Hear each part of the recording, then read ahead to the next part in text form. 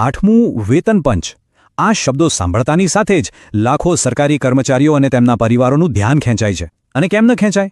આખરે આ તેમની આર્થિક સુરક્ષા અને ભવિષ્ય સાથે જોડાયેલો બહુ મોટો મુદ્દો છે. પણ વાત માત્ર એટલી જ નથી. આ ચર્ચાની અસર દેશના સમગ્ર અર્થતંત્ર પર પણ પડી શકે છે. તો ચાલો આ આખા મામલાને જરા ઊંડાણથી સમજીએ. 3.25 સ્ક્રીન પર દેખાતો આ માત્ર એક આંકડો નથી. સરકારી કર્મચારીઓના પગાર માટે જે મોટી વાટાઘાટો ચાલી રહી છે ને, એના કેન્દ્રમાં બસ આ જ આંકડો છે. પણ આ આંકડાનો મતલબ શું છે અને એ આટલો બધો મહત્વનો કેમ છે? તો જુઓ, આખી ચર્ચાનો મુખ્ય હીરો છે ફિટમેન ફેક્ટર. હવે એકદમ સાદી ભાષામાં કહીએ તો આ એક એવો ગુણાંક છે, એક મલ્ટીપ્લાયર, જેના આધારે નક્કી થાય છે કે કોઈપણ કર્મચારીનો નવો બેઝિક પગાર કેટલો વધશે. અને બસ એટલે જ આ 3.25નો આંકડો આટલો બધો ચર્ચામાં છે. પણ વાત અહીંયા જ પૂરી નથી થતી.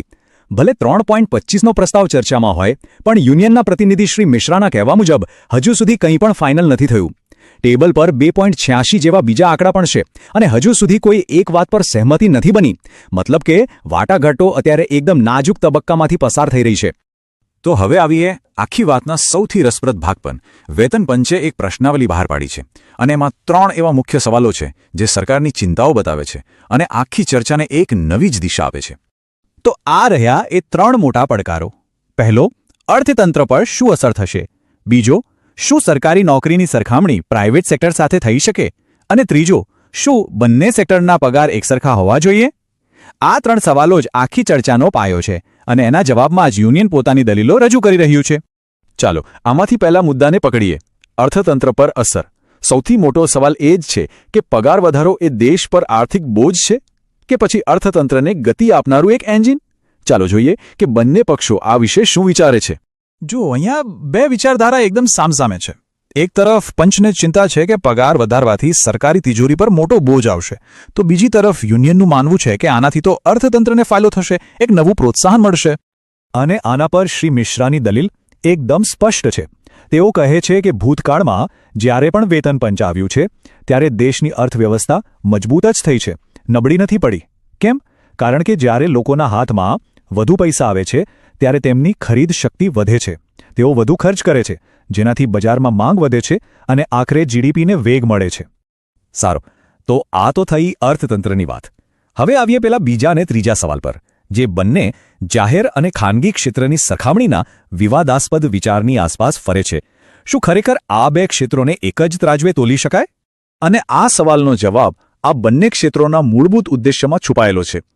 સરકારી ક્ષેત્રનો મુખ્ય હેતુ છે સમાજ સેવા, સામાજિક જવાબદારી અને સારું શાસન આપવું, જ્યારે ખાનગી ક્ષેત્રનો એકમાત્ર અને સ્પષ્ટ હેતુ છે નફો કમાવવો. આ જ મૂળભૂત તફાવત યુનિયનની દલીલનો મુખ્ય આધાર છે. આથી શ્રી મિશ્રા અને યુનિયનનું વલણ એકદમ મક્કમ છે. તેમનું કહેવું છે કે સરકારી ક્ષેત્રની ભૂમિકા સમાજમાં બહુ અલગ અને અનોખી છે. તેનું મૂલ્યાંકન તમે ખાનગી ક્ષેત્રના નફા નુકસાનના ચશ્માથી ન કરી શકો. સરકારી કર્મચારીઓ જે પરિસ્થિતિઓમાં કામ કરે છે, જે જવાબદારીઓ નિભાવે છે, એના માટે એક અલગ જ માળખું હોવું જોઈએ. આ સરખામણી જ પાયા વગરની છે.